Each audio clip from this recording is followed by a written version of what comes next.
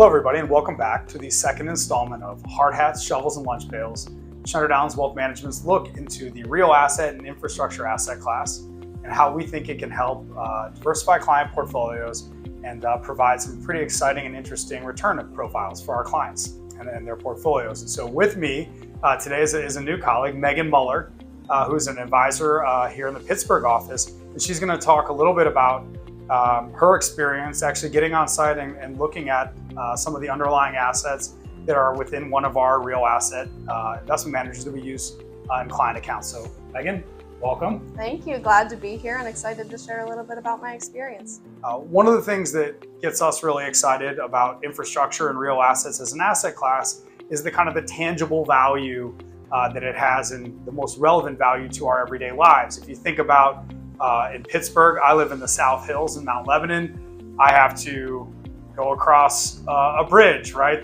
Go across one bridge. For some of us that live in other parts of Pittsburgh, you might have to go across two bridges. You have to use highways, right?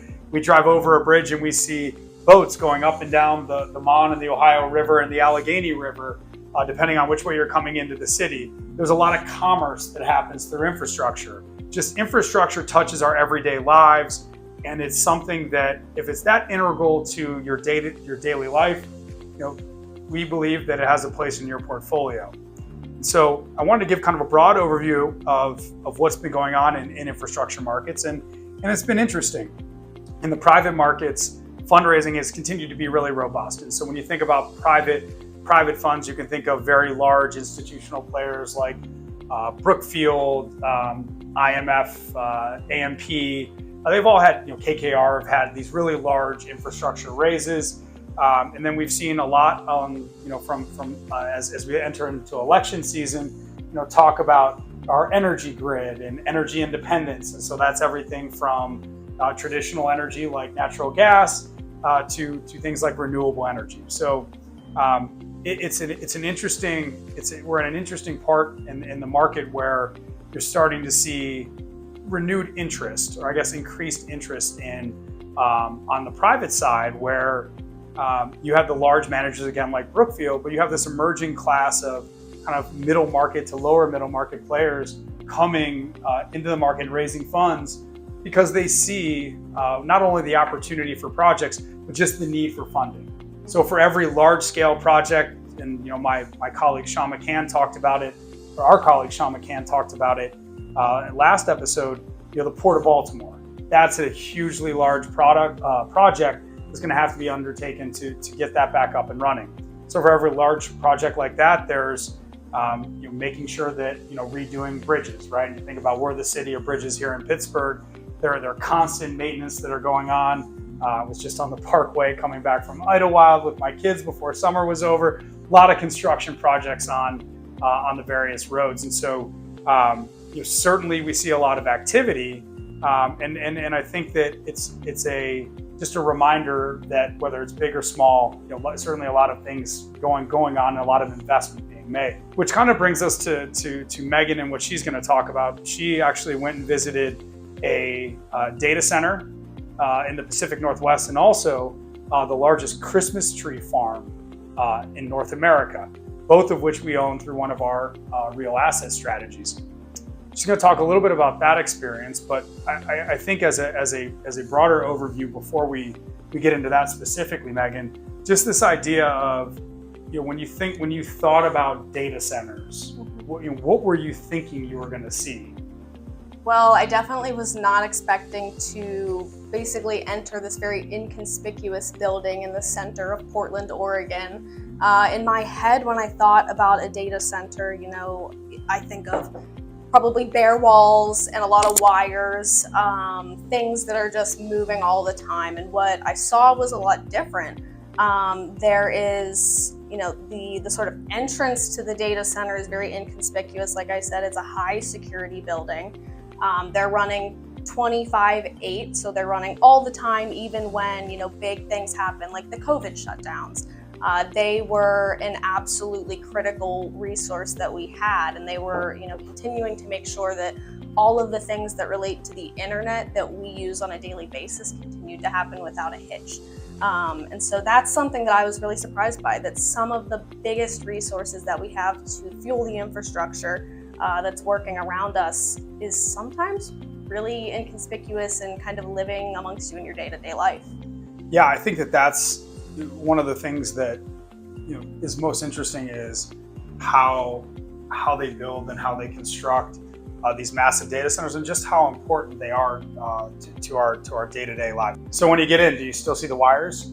Don't. So we actually had to take a few different turns down into some classified areas to get to what they called the meet me room, and that's where all of the hookups for 200 plus carriers that use the services of this one carrier hotel in Oregon. And I'll say that there are only 3 of those carrier hotels on the entire West Coast.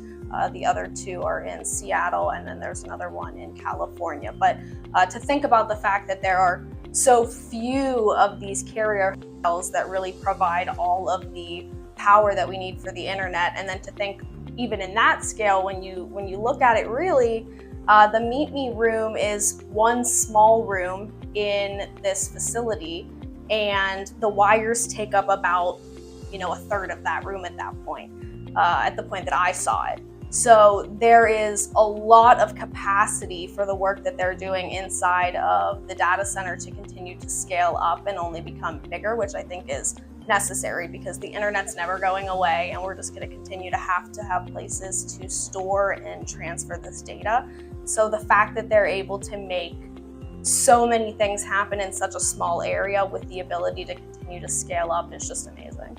And so we're taping this on, was it Thursday? I think it's August 29th, which is the day after NVIDIA reported their earnings, which normally would be like spectacular for any other company, except for NVIDIA. They're trading down modestly because I think everybody expects them to just continue to go up, up, and up. And one of the things, the big takeaways was, well, maybe the quarter wasn't perfect by Wall Street's expectations, but was very clear was the demand for their chips far outstripped the supply in which they could meet that. So clearly there are, you mentioned that there are just a limited number of these quote unquote hotels, right? Or places, big centers to generate that.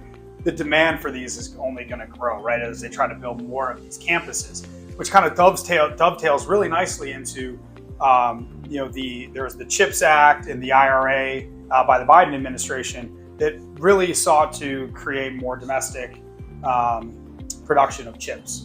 And I'm assuming, and when you toured through that, my guess is that they said that the demand for facilities like this is significant. Yeah, so the demand is significant, and the competition is fairly minimal, just because there are such high barriers to entry in a space like this. You sort of have to have the power, the cooling supply. So the actual data center themselves creates a lot of power, so you have to have cool water flowing through the facilities to continue to cool down all of the technology that's running through there. So what they've said is really that power is the biggest cost to them. The cables themselves, the fibers that they're using are really inexpensive, and because of the fiber cable that they choose to use, with technology continuing to advance, there's really not a need at this point for them to update the cables.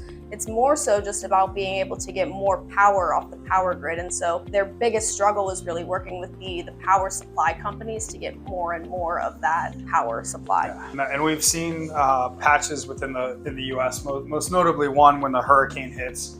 We see power go down, but also kind of I think the variability and the volatility in the weather in a place like Texas, where the grid is old and in a lot of cases is in significant need of upgrade, right? So there's the piece of just needing the power to create it, and then also kind of upgrading the grid around it, right, to be able to provide that. Yeah. Kind of another way that you see this infrastructure becoming so interconnected. Again, to use it, and for folks in Pittsburgh, it's like the Parkway connects to the Fort Pitt Bridge, which connects, spills you into downtown Pittsburgh. The height of the bridge allows tugboats and boats to push commerce up and down. All these things are interconnected in the old way that we used to kind of push things, push energy around, and now the newer way of pushing energy around, still very interconnected, which I think is super interesting. So the second part of the trip that Megan was able to take was to a Christmas tree farm. So one of the reasons why I was so eager to get out to Oregon was because I actually worked on a Christmas tree farm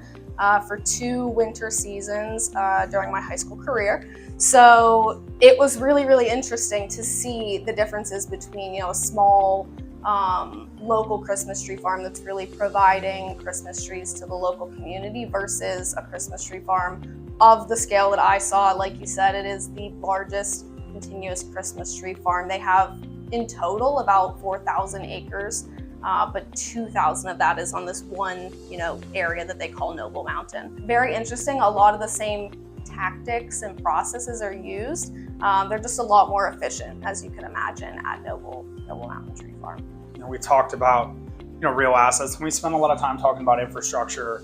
Obviously, if you're like me, I grew up, full disclosure, I was a fake Christmas tree, I would say diehard loyalist, if you will. And then I married my lovely wife, loves the fresh smell of a Christmas tree. I lost that argument.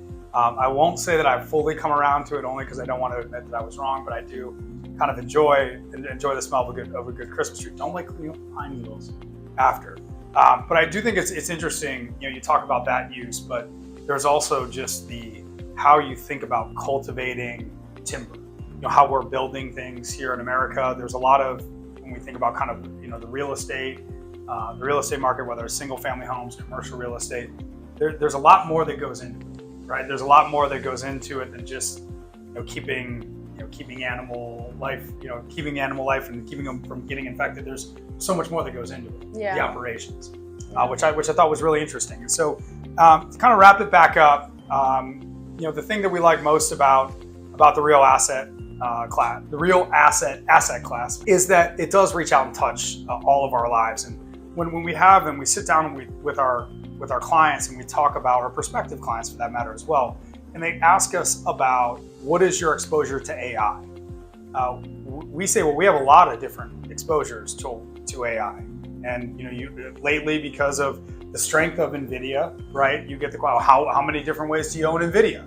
What's your exposure there?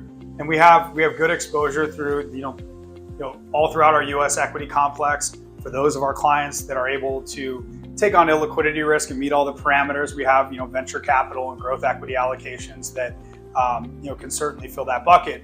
But one of the things that we tell our clients the most is we're never going to be able to tell you whether we properly valued NVIDIA. I think that's an incredibly hard thing to do, to get that right.